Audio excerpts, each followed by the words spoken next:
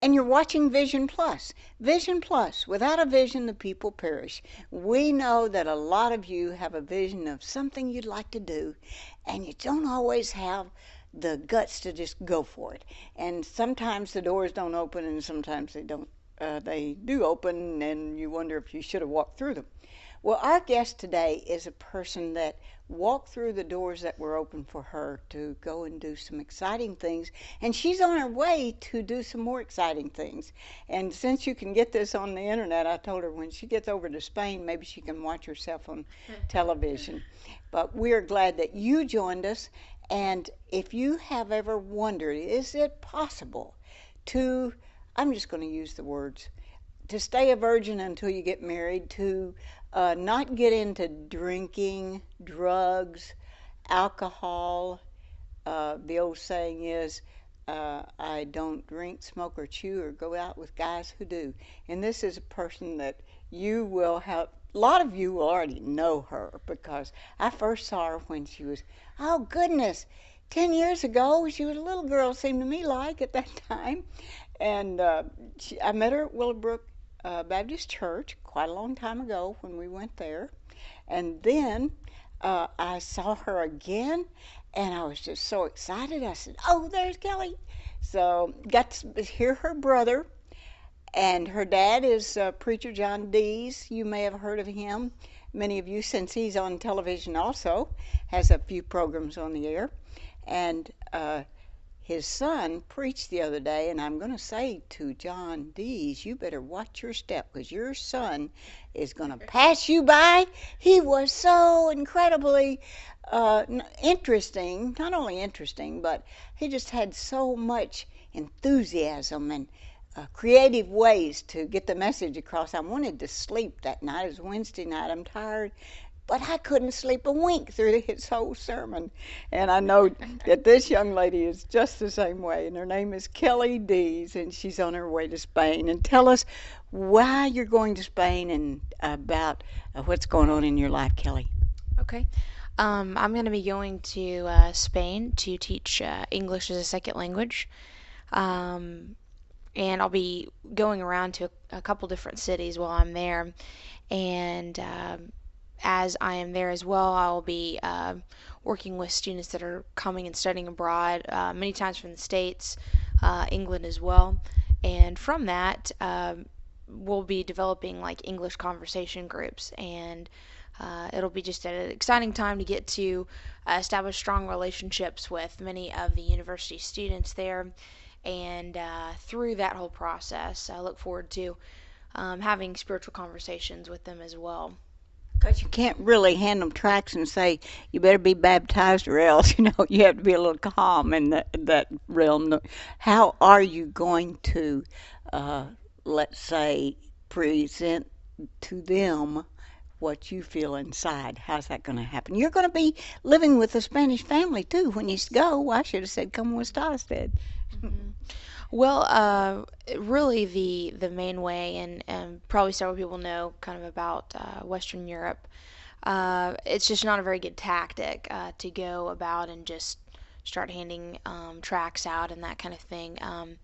There's a lot of history of negativism really towards the church because a lot of them have been forced to live certain ways and follow different rules and those kind of things.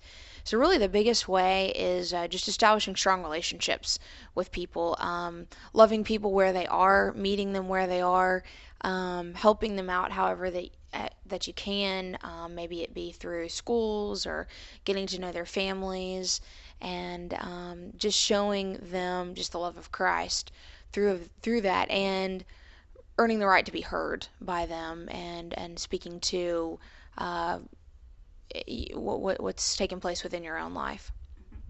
Now you look at her and you think she is so beautiful. She's never had a sad day in her life. Nothing's ever happened to her. But the truth of the matter is that, Kelly, do you mind telling us how old you are? I am 28. 28. Okay. And you have, so you were only 18 or 16 when I met you, and I felt like, or maybe, when did you start over at Willowbrook? Uh, How old were you? I mean, approximately. right. I was about 16 Yeah, years so old. then Yes, ma'am. that must have been Right. your age. Hmm. And My age. uh, now you are a person. I know that 99.9% of many of the teenagers in the viewing area, and especially around the world, are trying drugs and drinking and pot smoking and partying. And uh, how in the world did you, being a preacher's kid's even worse a lot of times because you're expected to be so perfect. How did you go through your years, and did you ever have any rebellious years? Well, really, I guess I'll speak first of all to being a preacher's child. My dad has been a preacher for many years, but really, I was always encouraged by my parents to love the Lord and follow what He called us to do. It was never, my dad didn't ever put a pressure on me of, well, I'm a pastor or I'm this type of minister, and because you're my daughter, you better act this way and this way. And um, it, he just would talk to me about that as honoring the Lord. This is how you can act and be about that.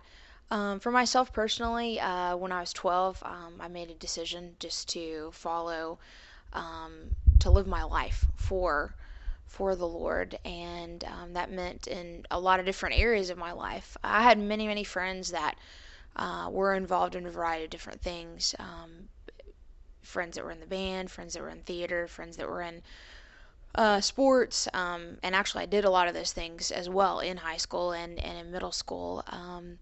And again, I wasn't a part of a lot of those, getting involved in a lot of that type of activity. I was still friends with a lot of those people.